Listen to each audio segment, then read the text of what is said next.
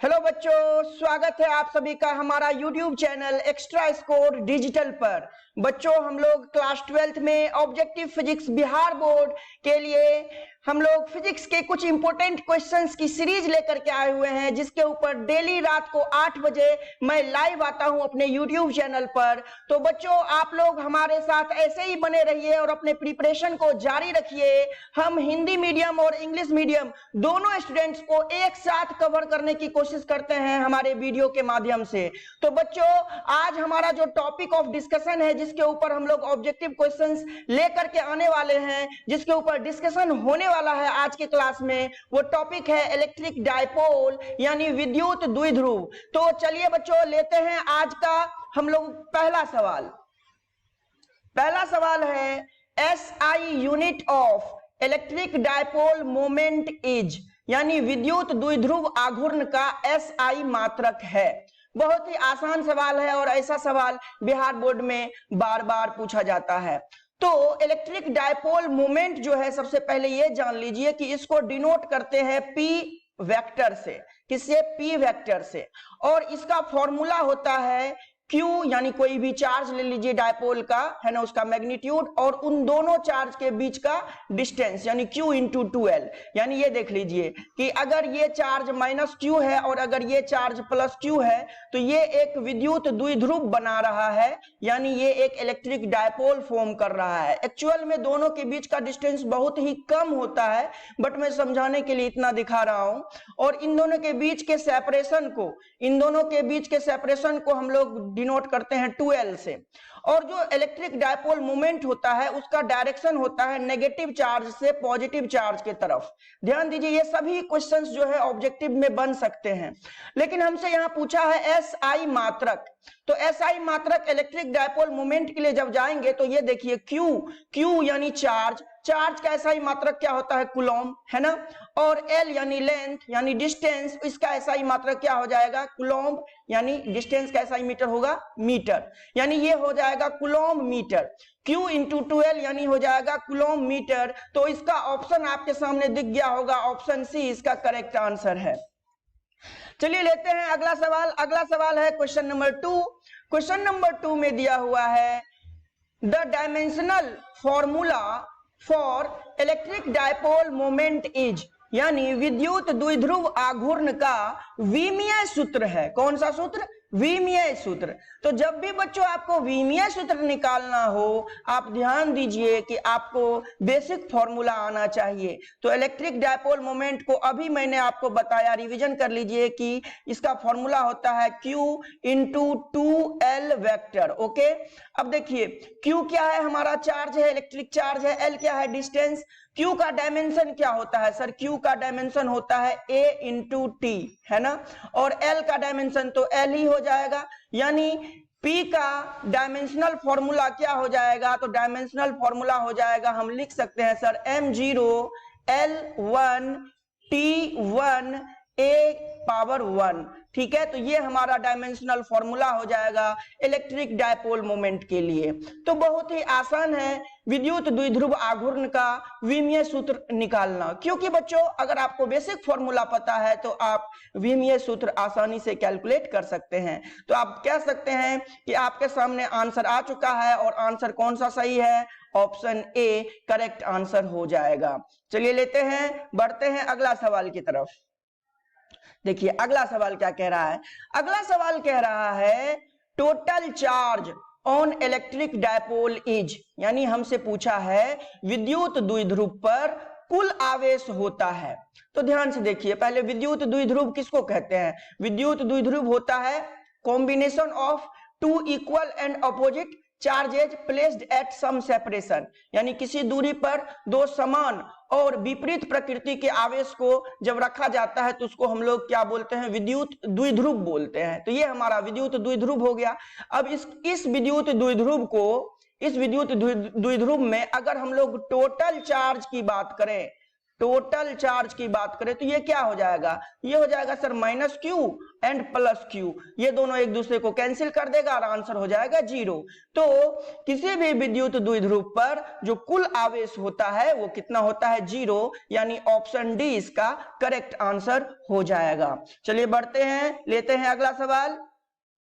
अगला सवाल हमें क्या दे रखा है, अगला सवाल में है electric field intensity due to electric dipole at a point of distance r from its center varies as, यानी अपने केंद्र से r दूरी के एक बिंदु पर विद्युत द्विध्रुव के कारण विद्युत क्षेत्र की तीव्रता होती है और हमसे प्रोपोर्शनल में पूछा गया है।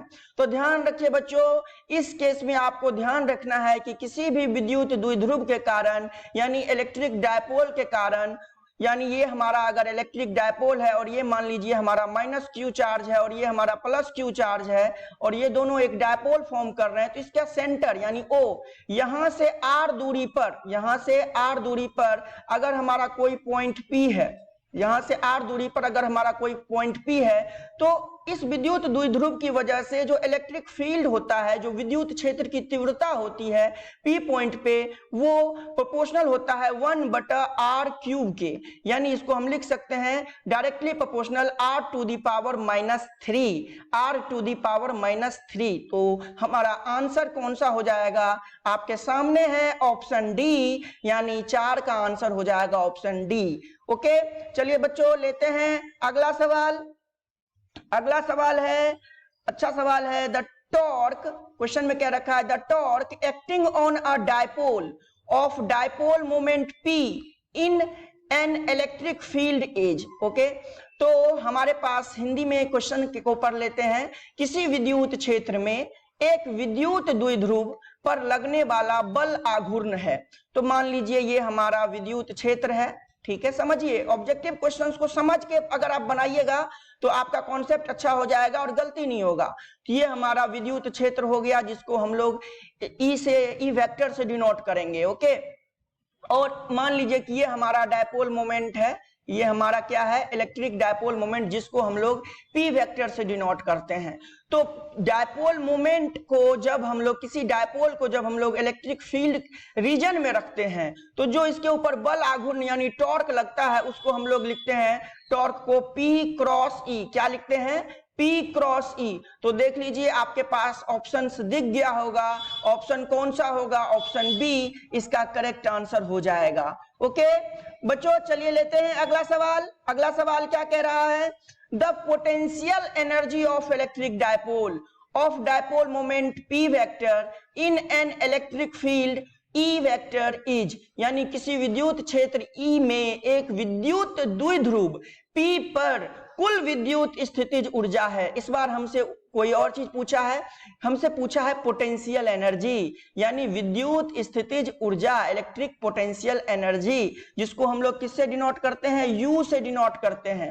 और ध्यान रखिए ये जो विद्युत स्थितिज ऊर्जा है ये स्केलर क्वांटिटी है, अदिश राशि है। तो किसी भी स्केलर क्वांटिटी को हम जब लिखते हैं तो वो हमारा किसके बराबर होता है, डॉट प्रोडक्ट होता है। तो U को लिखते हैं minus of P.E vector, P vector dot E vector, इसको डॉट प्रोडक्ट या अदिश गुना कहते हैं या इसको स्केलर प्रोडक्ट भी कहते हैं। तो किसी भी इलेक्ट्रिक डायपोल को अगर हम लोग इलेक्ट्रिक फील्ड रीजन में रखते हैं तो उसमें जो विद्युत स्थितिज ऊर्जा होती है उस डायपोल में वो होती है minus P vector dot E vector. तो आपका आंसर कौन सा करेक्ट हो जाएगा, ऑप्शन सी इसका करेक्ट आंसर हो जाएगा। चलिए बढ़ते हैं, लेते हैं अगला सवाल। अगला सवाल है, बहुत अच्छा सवाल है, क्या कह रहा है, the angle between the electric dipole moment and the electric field intensity due to electric dipole at a point on its axial point is, यानी विद्युत द्विध्रुव के अक्षीय बिंदु पर विद्युत द्विध्रुव के कारण विद्युत द्विध्रुव आघूर्ण और विद्युत क्षेत्र की तीव्रता के बीच का कोण है। ध्यान से देखिए, क्वेश्चंस को समझने के बाद क्वेश्चंस को ड्रॉ करिए। ये हमारा जो है इलेक्ट्रिक डायपोल मान लीजिए है, माइनस और प्लस का कॉम्बिनेशन। अब देखिए मैंने आपको पहले ही क्वेश्चन में समझाया कि जो इलेक्ट्रिक डायपोल मोमेंट है उसका जो डायरेक्शन होता है वो नेगेटिव चार्ज से पॉजिटिव चार्ज की तरफ होता है। तो ये हमारा इलेक्ट्रिक डायपोल मोमेंट का डायरेक्शन हो गया, जिसको हम लोग पी वेक्टर से सूचित करते हैं। अब इसका सेंटर, इस सेंटर से मान लीजिए r दूरी पर, इस सेंटर से r दूरी पर कोई एक पॉइंट है जिसको हम लोग कह सकते हैं एक्सियल पॉइंट, और इस पॉइंट का नाम दे देते हैं हम लोग ए। इस पॉइंट का क्या नाम दे देते हैं? ए। अब इस डायपोल की वजह से, इस माइनस क्यू और प्लस क्यू की वजह से जो नेट इलेक्ट्रिक फील्ड होगा ए पॉइंट पे, उसकी दिशा होगी ये। ध्यान रखिएगा बच्चों, उसकी दिशा ये होगी नेट इलेक्ट्रिक फील्ड की। अब हमसे क्वेश्चन पूछा है कि इसके और इसके बीच में कितना एंगल है। तो सिंपल सी बात है कि जो ई वेक्टर है ना, और जो पी वेक्टर है, ये दोनों एक दूसरे के समांतर है, यानी पैरेलल है। और जब ये दोनों एक दूसरे के पैरेलल होगा तो इन दोनों के बीच में जो एंगल होगा वो एंगल कितना होगा? 0 डिग्री होगा। तो थीटा जो होगा, यानी इन दोनों के बीच का जो एंगल होगा वो 0 डिग्री, यानी कि ऑप्शन डी इसका करेक्ट आंसर हो जाएगा। ओके बच्चों, बहुत अच्छा सवाल था, आपके एग्जाम में पूछा जा सकता है, तो इस क्वेश्चन को इंपोर्टेंट मान के चलिए लेते हैं अगला सवाल। अगला सवाल है the angle between the electric dipole moment and the electric field intensity due to electric dipole at a point on its equatorial line is, यानी विद्युत द्विध्रुव के विषुवतीय बिंदु पर विद्युत द्विध्रुव के कारण विद्युत द्विध्रुव आघूर्ण और विद्युत क्षेत्र की तीव्रता के बीच का कोण है। और 4 ऑप्शन हमें दिया हुआ है। तो चलिए फिर से हम लोग यहाँ डिस्कस कर लेते हैं। ये हमारे पास विद्युत द्विध्रुव है, यानी इलेक्ट्रिक डायपोल है, जिसमें हमारे पास माइनस क्यू और प्लस क्यू चार्ज है।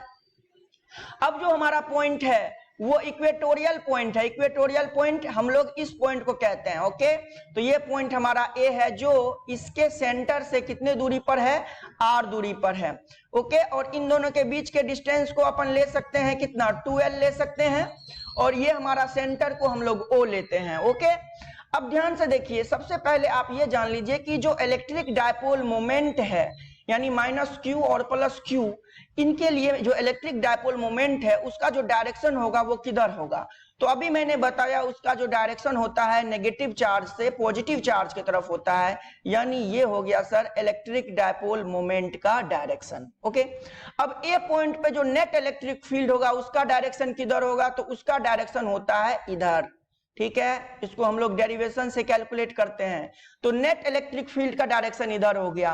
अब यहाँ पे देखिए, पी वेक्टर और ई वेक्टर जो है ये दोनों एक दूसरे के एंटी पैरेलल हैं। पी वेक्टर जो है ये एंटी पैरेलल है, एंटी पैरेलल है किसके? ई वेक्टर के। और जब भी दो वेक्टर एक दूसरे के एंटी पैरेलल होता है तो उन दोनों के बीच में जो एंगल होता है, जो थीटा होता है, वो कितना डिग्री होता है? वो होता है 180 डिग्री। तो आपका आंसर हो जाएगा ऑप्शन बी, इसका करेक्ट आंसर होगा 180 डिग्री। ऑप्शन बी इसका करेक्ट आंसर हो जाएगा। तो बच्चों इस चीज का ध्यान रखिए, आपको 0 डिग्री और 180 डिग्री, किसमें 0 डिग्री है और किसमें 180 डिग्री है, ये आपको बहुत ध्यान से याद करना है। एक्सियल पॉइंट है तो 0 डिग्री दोनों के बीच में, और इक्वेटोरियल पॉइंट है तो दोनों के बीच में 180 डिग्री। चलिए बढ़ते हैं आगे, अगला सवाल लेते हैं। अगला सवाल में कह रहा है the electric dipole moment of an electric dipole made up of 2 opposite charges having magnitude 3.2 into 10 to the power minus 19 coulomb and minus 3.2 into 10 to the power minus 19 coulomb separated by a distance 2.4 into 10 to the power minus 10 meter is, यानी 3.2 गुना 10 का power minus 19 coulomb और minus 3.2 गुना 10 का power minus 19 Coulomb परिमाण वाले दो विपरीत आवेशों से बने विद्युत द्विध्रुव को 2.4 गुना 10 का पावर माइनस 10 मीटर दूरी से अलग किया गया है, इसका विद्युत द्विध्रुव आघूर्ण होगा। यानी हमसे इलेक्ट्रिक डायपोल मोमेंट पूछा है और हमें 4 ऑप्शन दिए हैं, और इलेक्ट्रिक डायपोल मोमेंट का फॉर्मूला होता है Q into 2L, जहां पे 2L क्या है? दोनों आवेशों के बीच की दूरी। 12 क्या है, दोनों आवेशों के बीच की दूरी। अब जो आवेश है वो कितना दिया हुआ है, तो वो दिया हुआ है सर 3.2 इंटू 10⁻⁻19 कूलम है ना। और 12 जो दोनों के बीच की दूरी है वो कितना दिया हुआ है, वो दिया हुआ है 2.4 इंटू 10⁻⁻10 मीटर। तो मल्टीप्लाई कर देते हैं हम लोग 2.4 इंटू 10⁻⁻10। तो ध्यान से देखिए, जब 3.2 को 2.4 से मल्टीप्लाई करेंगे तो ये आएगा 7.68 मल्टीप्लाई बाय 10⁻⁻29 कूलम मीटर इसका आंसर हो जाएगा। तो अगर हम लोग बात करें तो इसका जो मैग्नीट्यूड हो गया वो हो गया 7.68 इंटू 10⁻⁻29 कूलम मीटर, यानी ऑप्शन बी इसका करेक्ट आंसर हो गया। चलिए बढ़ते हैं, लेते हैं अगला सवाल और आज का आखिरी सवाल। क्या कह रहा है, how are the electric field intensities of a short dipole on axial and equatorial lines are related to each other. Okay, अक्षीय और विषुवतीय रेखाओं पर लघु द्विध्रुव की विद्युत क्षेत्र तीव्रताएं एक दूसरे से किस प्रकार संबंधित हैं। तो हमारे पास 4 ऑप्शन दिया हुआ है। तो अभी हमने पढ़ा था कि ये मान लीजिए हमारा एक डायपोल है, -q और +q इलेक्ट्रिक डायपोल है। तो इसका ये सेंटर है और यहां से इसके सेंटर से r दूरी पर, ये शॉर्ट डायपोल है, r दूरी पर कोई पॉइंट A है, इसको A हमारा एक्सियल पॉइंट हो जाएगा है ना। और यहीं सेंटर O से, सॉरी यहाँ पे सेंटर O से R दूरी पर एक कोई और पॉइंट है जिसका नाम B है। क्या नाम है, B है ना। और दोनों आवेश के बीच का डिस्टेंस है हमारा 12। ओके, अब देखिए हमसे क्या पूछा है, इलेक्ट्रिक फील्ड एट ए और इलेक्ट्रिक फील्ड एट बी, ये दोनों आपस में किस तरह से संबंध रखते हैं। तो इलेक्ट्रिक फील्ड एट ए जो होता है वो शॉर्ट डायपोल के लिए होता है 2kp/r3, ये फॉर्मूला याद रखिए। और इलेक्ट्रिक फील्ड एट बी जो होता है शॉर्ट डायपोल के लिए वो होता है kp/r3। तो सिंपल सी बात है, आपको पता चल गया होगा कि ए हमारा एक्सियल पॉइंट है यानी अक्षीय है, तो ई अक्षीय जो हो जाएगा यानी एक्सियल जो होगा तो वो क्या है, 2 गुना है किसके, ईबी के। ईबी क्या था हमारा, ई विषुवतीय था, विषुवतीय यानी इक्वेटोरियल, यानी ई अक्षीय जो हो जाएगा वो 2 गुना हो जाएगा ई विषुवतीय के। ओके, तो हमारा कौन सा आंसर सही होगा, हमारा आंसर पहला सही हो गया, ई एक्सियल बराबर 2 टाइम्स ई इक्वेटोरियल, यानी ई अक्षीय बराबर 2 टाइम्स ई विषुवतीय, है ना। तो बहुत ही अच्छा क्वेश्चंस का सीरीज मैं लेकर के आज आया था जो आपके बिहार बोर्ड में डायरेक्टली पूछे जाने के चांसेस है। बच्चों, अगर आपने हमारे वीडियोज की सीरीज को फॉलो कर लिया तो ये बात जान लीजिए कि आपका एग्जामिनेशन में एक भी सवाल हमारे वीडियो से बाहर नहीं जाएगा, इस बात का आप ध्यान रखिए। तो चलिए, ये हमारा आज का आखिरी सवाल था। हम लोग मिलेंगे नेक्स्ट वीडियो में इलेक्ट्रिक डायपोल के ही कुछ अच्छे क्वेश्चंस के साथ, कुछ अच्छे क्वेश्चंस जो हमारे बिहार बोर्ड में डायरेक्टली पूछे जाएंगे और ऐसे क्वेश्चंस को हम लोग सॉल्व कर रहे हैं जिससे हमारा ऑब्जेक्टिव में स्कोर जो है 35 में 35 आने वाला है इस बार बिहार बोर्ड में। तो इससे क्या होगा, आपका टोटल परसेंटेज जो है वो बहुत अच्छा बनने वाला है।